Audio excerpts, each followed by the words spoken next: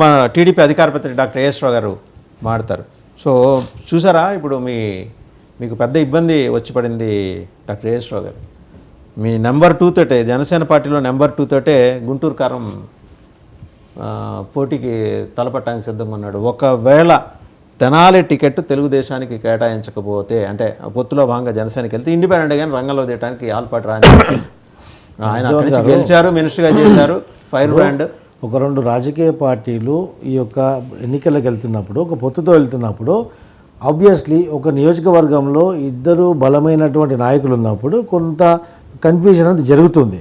అది కన్ఫ్యూజన్ని పెద్ద ఏదో అయిపోయినట్టు రాజాగారి క్లారిటీ ఉంది, ఇండిపెండెంట్ గానీ రంగంలో తీయడానికి సిద్ధంగా ఉన్నాడు. అదన్నీ అపోవాలండి. ఇప్పుడు ఒక నాయకుడు ఎగ్జిస్టింగ్గా ఒక సిట్టింగ్ ఎమ్మెల్యే ఉన్నాడు, పొత్తులో ప్రక్రియగా మేము ఒక ఎదుటి పార్టీ నాయకుడికి మేము ఆ టికెట్ ఇవ్వాలనుకున్నాం అనుకోండి, ఒక ప్రస్తావన కూడా తీసుకొచ్చినప్పుడు ఆబ్వియస్లీ అప్పుడు సిట్టింగ్లో ఉన్నటువంటి ఎమ్మెల్యే కొంచెం వ్యతిరేకత కావడం, కొంచెం అలగడం అనేది స్వభావం కాదా. ఏదేమైనప్పటికీ కూడా అది మీ సీటు కాదు, వైసీపీ గెలిచింది. ఏనండి, ఏది ఏమైనప్పటికీ కూడా మా ఉన్న క్యాండిడేట్స్ని, మాకు ఉన్నటువంటి బలంగా ఉన్నటువంటి నాయకుడిని ఎక్కడ అనుకూలంగా ఉంటుందో వేరే ఎక్కడ మారుస్తాము. అధినాయకుడు సరైన డిసిషన్ తీసుకుని మారుస్తాం. దానికి ఏదో అయిపోయింది, ఆలపాటి రాజా పోయి ఇండిపెండెంట్ వేస్తాడు, పార్టీ నుంచి వెళ్ళిపోతాడు, ఇవన్నీ అపోహలు ఎందుకండి. Wait and see. ఇంకా ఫైనల్ లిస్ట్ వస్తుంది, మాది ఫైనల్ లిస్టే రాలేదు, ఫైనల్ లిస్ట్ దాకా వస్తుంది కదా. వాళ్ళు 3 లిస్టులు ఇచ్చారు, 4వ లిస్ట్ సాయంత్రం వస్తుంది. ఆ లిస్టులో ఏమవుతుంది అందరికి తెలుసు. ఆ లిస్టులో ఏమవుతుంది, వాళ్ళ కాన్ఫిడెంట్ ఏ విధంగా ఉంది, ఏ విధంగా వాళ్ళ సమీకరణలు జరుగుతున్నాయి, ముందు అన్నీ చెప్తుంటాను. ఇంకోటి చూసారు, ఇందాక చెప్తున్నట్టు షర్మిల ఎంపీకి పోటీ చేస్తుందా, ఎమ్మెల్యేకి పోటీ చేస్తుందా అనేది. మీ ఆశీస్సులు బాగా ఎంపీకి చేసిన ఎమ్మెల్యే మా ఆశీస్సులు ఎప్పటికీ లేవండి. ఇప్పుడు ఆ కాంగ్రెస్ నాయకులు, ప్యానెల్ ఉన్న కాంగ్రెస్ నాయకులు ఒకసారి చెప్పుకోవాలా, ఆ కాంగ్రెస్ వాళ్ళు వైసీపీ మీద విమర్శిస్తుంటారు. ఇప్పుడు జనసేన తెలుగుదేశం పార్టీ కూటమి అనేది ఖచ్చితంగా ప్రభుత్వ వ్యతిరేక ఓట్లు తీసుకోవడానికే మా యొక్క కూటమి. మా యొక్క సిద్ధాంతాలలో కూడా మేము కాంప్రమైజ్ అయిపోయి కేవలం అక్కడ ఉన్నటువంటి సైకో ప్రభుత్వాన్ని గద్దెదింపడానికే మేము ఇంటర్నల్గా ఒక మెట్టు దిగడానికి కూడా, ఒకరికొకరం ఒక మెట్టు దిగడానికి కూడా ఒక సయోధ్యగా ముందుకెళ్తున్న సిచ్యువేషన్. దీంట్లో అనేక మార్లు ఏ యొక్క చిన్న అవకాశం దొరికినా వైసీపీ నాయకులు, జగన్మోహన్ రెడ్డి, వైఎస్ఆర్సీపీ పార్టీ ఈ యొక్క కలయికని ఎంతసేపు విడగొడదామనే ప్రయత్నం 1,00,000 ప్రయత్నాలు చేసినా విఫలం చెందారు. ఆ తర్వాత ఇప్పుడు ఏం జరుగుతుంది, ఒక ఐపీఎస్ ఆఫీసరు రాష్ట్ర వ్యాప్తంగా జగన్మోహన్ రెడ్డిని లోపడేసినటువంటి జేడి లక్ష్మీనారాయణకు ఒక మంచి పేరున్న నాయకుడిని భ్రష్టు పట్టించి ఒక రాజకీయ బ్రోకర్గా తయారు చేసి పార్టీ పెట్టించి ప్రభుత్వ వ్యతిరేక ఓట్లు చీర్చడానికి ఆయన ఉందండి.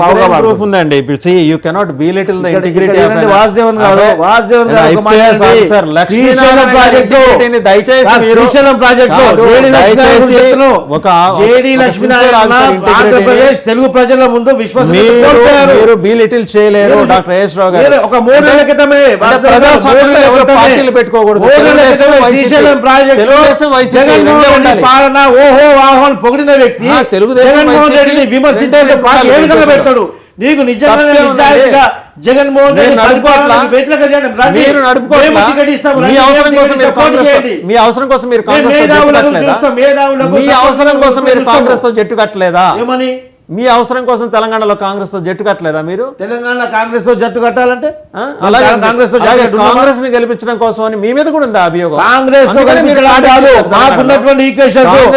నాయకుడు తెలంగాణలో జ్యుడిషియల్ కస్టడీలో ఉన్నాడు. అప్పుడు మా నాయకుడు జ్యుడిషియల్ కస్టడీలో ఉన్నాడు. మోసం వల్ల ఇక్కడ ఉన్నటువంటి పరిస్థితుల వల్ల పోటీ చేయలేదు.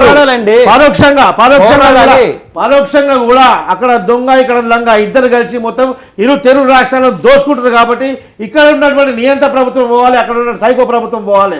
అందుకని చెప్పేసి రాజకీయ సమీకరణలో ఈ యొక్క తెలుగు రాష్ట్ర ప్రజల ప్రయోజనాల దృష్టి పెట్టి తీసుకుంటామండి. మీ తెలుగుదేశం పార్టీ చూస్తుంటే ముచ్చటేస్తుంది. మీ జస్టిఫికేషన్ మెకానిజం మాత్రం అద్భుతంగా ఉంటుంది మీ దగ్గర. జస్టిఫికేషన్ మెకానిజం కాదు, ఇది మా యొక్క ప్రక్రియ, మా యొక్క నిర్ణయం. తెలుగుదేశం తెలంగాణలో ప్రయోజనాలు దృష్టి పెట్టుకుని తెలుగుదేశం పార్టీ తెలంగాణలో